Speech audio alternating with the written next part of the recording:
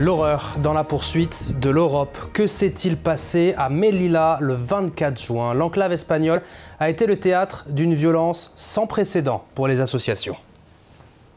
Ils ont décidé de tuer ces personnes pour lancer un message à la jeunesse africaine qui est en train de migrer vers l'Europe. C'est la seule chose qui explique ce qui est en train de se passer.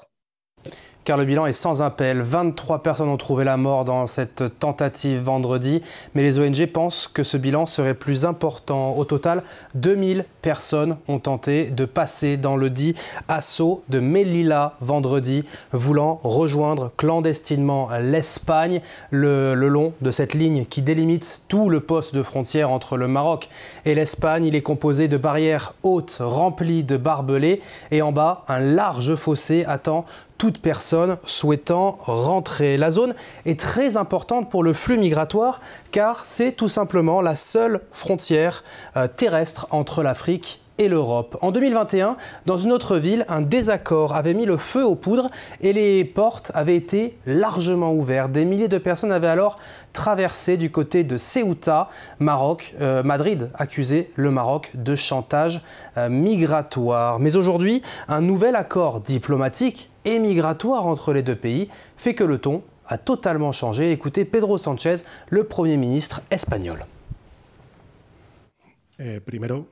J'exprime ma solidarité et donne raison au travail extraordinaire accompli par les forces de sécurité de l'État de notre pays.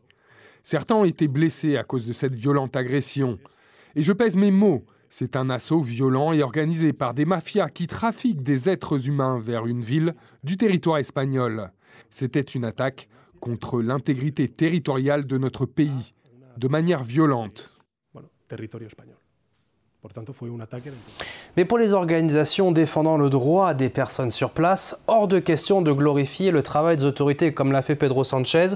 Une enquête a été demandée par l'Union africaine qui demande à faire la lumière sur les événements. D'autres questions demeurent. Pourquoi les enterrements ont déjà eu lieu sans avoir identifié les personnes décédées ni fait la moindre autopsie? Et pourquoi les personnes arrêtées sont dans des gendarmeries marocaines et non espagnoles?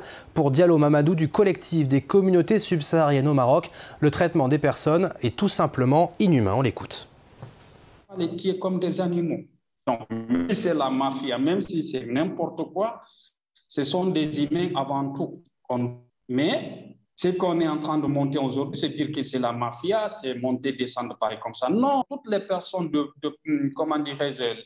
porte-parole de sa procès, ou de dire où il y a eu des événements, les personnes qui ont été arrêtées sont détenues à des endroits inconnus jusqu'à présent. Est-ce que vous comprenez? On est en train de les piéger d'un nombre à un autre nombre pour les juger, les condamner sans même respecter les procédures juridiques qui s'imposent à la matière. Est-ce que vous comprenez?